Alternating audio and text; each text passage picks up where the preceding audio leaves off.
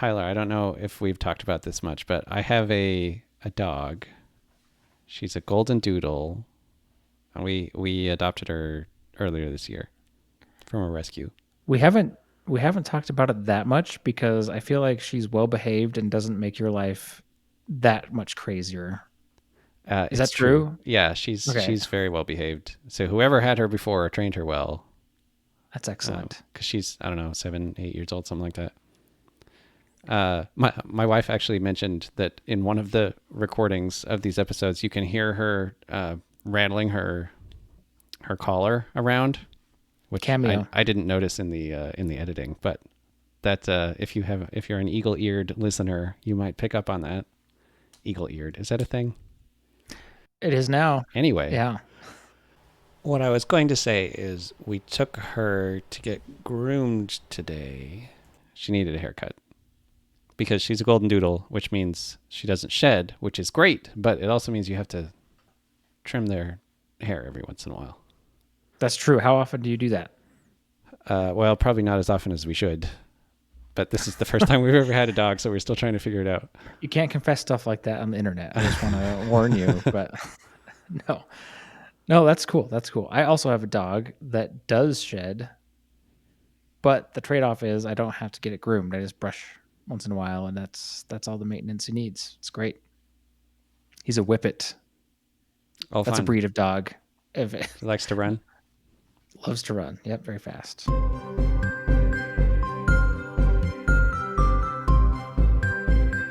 Well, hello there, dear listener. I'm Steve. And I'm Tyler, and this is It's Not About the Money, where we discuss a wide range of topics related to creating and running small businesses. Tyler and I both run small businesses, and we are just trying to make sense of the world one podcast episode at a time. Today, I want to ask you, Tyler, about something you mentioned a few episodes ago, that you had hired a coach. Tell me about Yes, that. Why did you hire a coach?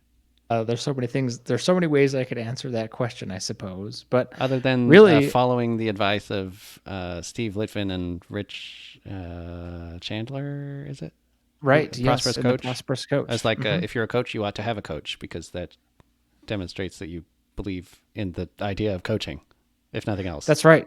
Yes, we talked about that in our podcast episode about the prosperous coach a little bit, and I mentioned back then, and it was still true for a while, that even though I kind of thought that was a cool idea, I wasn't sure how bought into it I was because coaching can be expensive, and I was like, I don't know if I don't know.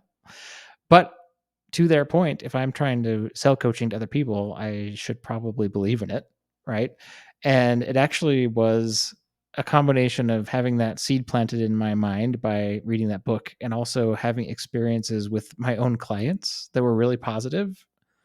And I know this sounds kind of corny, but it's true. Like I was hearing from some of my clients how much better they felt about their finances after we'd been working together for a while, some of the problems that they had been able to resolve, some of the new perspectives that they'd gained, and like that they were having success. And I literally thought, like, wait, if I can do this for somebody, why shouldn't I hire somebody to do that for me in an area of my life that I'm struggling with? Like, it's not natural. It doesn't come naturally to me, right? Like, I could use the help of a coach, the help of an expert. So that's what like pushed me over the edge, was kind of actually yeah, like truly starting to believe in the power of coaching.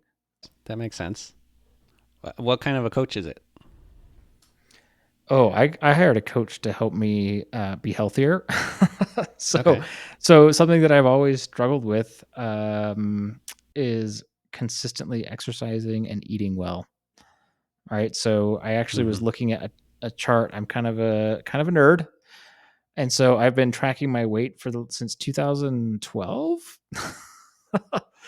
Anyway, I don't have, there's some gaps in it because I lost some of the data, but long story short, I've gained like 30 pounds in the last 6 years. It's slow, gradual, but steady, right? Increase. Yeah. And it kind of got to the point where it's like, okay, if I don't change anything, like I don't see any reason why that line wouldn't just keep going up and to the right. Sure. And it's barely noticeable day to day, month to month, but over a few years, like, oh, interesting. Interesting.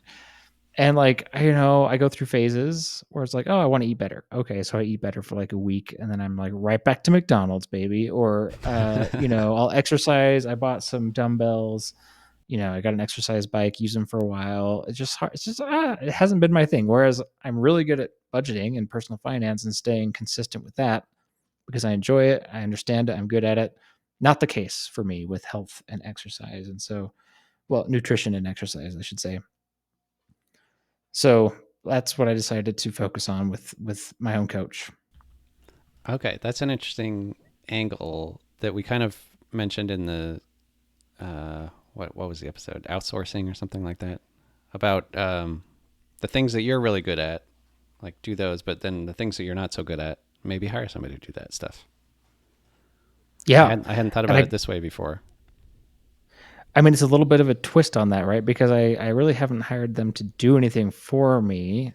Right, Uh, that's true. I've hired them to help me, yeah, develop the perspectives and the skills that I need to be successful at it myself, I guess. But if you're Yeah. aware Okay. of how to outsource exercise, please write us an email instantly.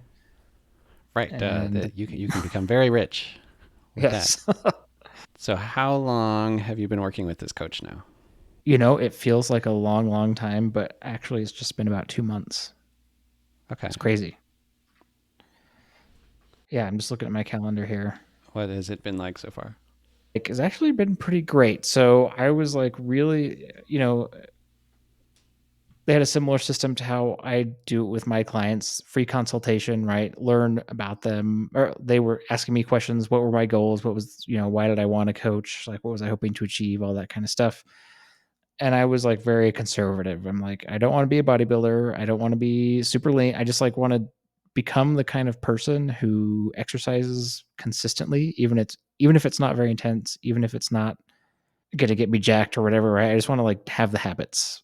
And same thing for eating more nutritious meals and not eating too much. And so it was like a pretty low bar, like I didn't go in there saying I want to lose 30 pounds in a short amount of time or anything. So yeah, they got to know me a little bit. He kind of guided me through the habits that we would be working on. And then, there's accountability aspect there. um I don't know, it's been really helpful. I will say it's been different. Like, it's not the same exact type of experience that I give to my clients because it's not the exact area of life. It's not the Right. same area of life, right? But a lot of similarities. And honestly, it's just so awesome to have somebody to talk to about like the stuff that happen, like the changes you experience. Like, it doesn't take much working out, as it turns out, to start your body starts changing. Sounds awkward, but it's true. Uh, and you start feeling different things, and food impacts you differently. And so, yeah, it's just fun to have someone along, kind of like a guide on the journey, right? Yeah. And that sounds like a philosophy I could get behind as well of the sustainable, like, let's just make the small changes so that I'm on a good trajectory for a long period of time. I don't need anything to change rapidly or Yeah, a large magnitude of change. I just want it to be sustainable so I'm on a good path for the foreseeable future. I think that's a very healthy mindset, and my coach applauded me for having it. However, I will say, once I started noticing changes and results, I kind of got excited and sort of wanted Okay. to get like more into it and like more. I'm like, oh, what if we added another workout this week, right? What if we started tracking my food? And I think in his wisdom, he was like, okay, I'll make the extra workout optional. And then if you consistently do it for a while, then we'll make it like official part of the program or whatever. But yeah, anyway, it's been great. Huh. And, yeah, for anyone listening who's like into fitness and health, like, yes, I am a beginner. I am a beginner. I don't know what I'm doing, which is the whole point of having someone help me out. And, I guess that takes a degree of humility, to hire someone to help you out with this stuff that feels like it should be basic. But a lot of people feel that way about their personal finances too. Mm-hmm. So now that you have been kind of on the other side of the coaching relationship, is there anything you have learned from that that will help you as you are coaching your clients, kind of building that empathy for them? I don't know. Does that make sense? Yeah, yeah. I don't know if this would apply to everyone, but I guess it surprised me how much it means, like the things that my coach says. Mm. Like even just like little compliments, like good job, or like, oh, it's nice that you've been so consistent this week, or stuff like that. Mm-hmm. Um and so that's something I've noticed that works for me. Maybe I'm very ego driven, or I just need my, I need I need words of affirmation a lot or something, but just the impact of those encouragements has been surprising to me. Like just and then I guess those times that I haven't felt like doing what I set out to do, it's been helpful to know in the back of in my mind that like my coach will know about that, right? Sometimes it's just a little bit of extra motivation to do the right thing, and it's not like some kind of weird pressure or like shame, at least not for me, but it's yeah, motivation, I would say. That makes sense. And then the last thing, sorry, you've got me. This is just me just talking, but I'm passionate about this, so here we go. But I asked my coach, all these things we're doing because like a lot of it's so new to me, right? Like different exercises that I've never heard of before, Uh-huh. different movements. Like it's kind of funny. I'll try a new exercise, and just because I've never moved that way before, it's like I'm off balance, and it's like I have to practice it a few times before I Mm. can even like execute one correctly, if that makes sense. Yeah. And so I was like, am I ever going to learn how to like do this stuff? Like, am I ever going to develop the skill of working out without being, needing to be told every little thing to do? Or like, am I going to learn the skill of how to feed myself, without having someone hold me accountable? And that was an interesting conversation because as much as I love the coaching, I don't know if I'll want to have a coach forever, right? It would be nice to grow to Oh, a point sure. of self sufficiency. Yeah. And so, yeah, I thought, and his answer in short was like, yes, like it's just new, it's habits, right? And you start to notice Mm. patterns and develop like I don't know, the language and become familiar with not like the literal language, but like the language of food, like what food goes well together, what is nutritious and lower calorie, how you can make meals out of those things. It just, I guess it's like learning a language. That's an interesting analogy, but yeah. Mm-hmm. That is very interesting. Cool. Do you meet with them over the internet, or is this like an in-person thing, or? Oh yeah, that's a great question. So I was a little nervous about this because of the nature of it being like exercise related. My first thought was like Right. personal trainer, right? Like in person, go to the gym.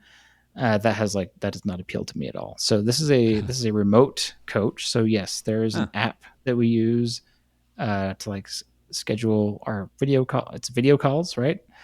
And then in between, because this is exercise based, he can put together a workout for me. It's all in the app. I just like mark when I do it, how much of each exercise I did, etc. And it's all just there for him to see. And nowadays, I say nowadays, like I haven't been doing, it's been 2 months, but basically we just have check-ins every couple of weeks because all of the information about my performance is being recorded in the app, and so it's Right. like there for everybody to see. Mm-hmm. And the idea is we just keep going, and then if we notice like I get stuck like in some kind of plateau, or if I stop being consistent, then we have a check-in and figure out like what's going on, like what's behind that, and how can we adjust to overcome that. Nice. That sounds like it works really well then. Yeah, yeah, I've been pleasantly surprised. So again, initially a little hesitant. It was actually my sister who got me into this. She's been working with a coach through the same platform for like 6 months, and she told me, "Yeah, I haven't missed a workout for 6 months." And I was like, "What?" Wow. Like that seems crazy. What's going on over there? And then she's like, "Yeah, it's pretty awesome." That's how I got into it. That's how I found out. I mean, about this particular coaching platform. But anyway, Cool. yeah. Well, glad to hear that it's working for you. Yeah.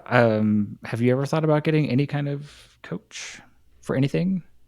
There's a few people in one of the networking groups that I'm in that have business coaches, Yes. uh, and they'll just talk. offhandedly about, oh, my coach has been encouraging me to do XYZ, whatever it is, kind of thing to take their business to the next level.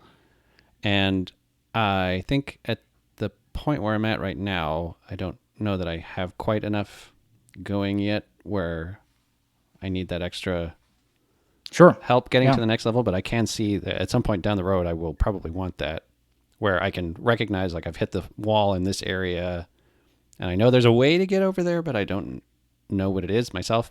So if I can get somebody to help me with that. Yeah, like if you identify that you're stuck somewhere or you've been Yeah. sitting in one place for too long or something. Yeah. Yeah, I know business coaching is a very popular kind of coaching. And this is, I guess, one of the interesting things about coaching is a lot of people who are coaches, and I guess I'm now putting myself in this number, see the solution to a lot of their problems as more coaching, right? So they have a business coach and a health coach and a mindset coach and a money coach. And like, I'm actually not saying there's anything wrong with that, but I think this is something I learned from my days on Twitter. Trying to market myself on Twitter is like there's a lot of people out there also selling how to grow your business, how to make money, right? And Mm-hmm. so you kind of have to find a good fit for you and make sure that you're not getting into like the get rich quick area of things. Oh, That's yeah, just been sure. my experience. Mm-hmm. But because a great business coach can be incredible. I think, you see examples of that with like Mark Butler. That's a lot of his Mm-hmm. clientele are business owners, right? And he's able to provide immense value to them as they grow. So it's pretty cool. I've also heard of what about executive coaches or like for work, like your career. I think that's another big area people hire coaches for. Yeah, I have heard of that. I don't know much about them though. That's okay. Neither do I. The last one I'll say is career coach. I've seen a lot of those around, right? People who are looking for a job, they want help Mm-hmm. with their resume, right? Or interview practice. Or Mm-hmm. maybe they've actually been getting a lot of interviews but not getting hired. So working with someone to kind of like drill those things that could be interesting too for some Yeah. people. But And at the company I used to be at, which was rather large, they have uh, a rather robust mentoring program where you can oh, you cool. can get paired up with like someone at the next level that you're working toward, and they can help you with the promotion process and those kinds of things. Yeah. Where they Yeah. they've been through the rodeo and they know what do you need to document and what kind of projects should you try and get on and how do you talk to your manager about things and all that kind of stuff. So that's sort of adjacent mentoring, Yeah. coaching. Well, I guess the last thing I have to say about this is that it can be harder than you think to seek help. I think that applies to everything: mental health, coaching, at work, from your Mm, boss, your friends, your family. You know, but in my experience, it's always worth it, and this is an example of that for me. If you mm-hmm. feel the need for help in something, it never hurts to ask or to seek that help, and it's kind of amazing the boost that it can give you. Yeah, very good. Well, thanks for telling us about that. But thanks for asking. We'll see if I can get these 30 pounds off my body and then Yeah, stay healthy slowly, for the rest of my life. gradually, Yeah. over time. It's a tall order, but we'll see. Yeah, sounds good. Well, that's it for today then. You can email us at hello@notaboutmoney.com, and we'll see you again on another episode of It's Not About the Money.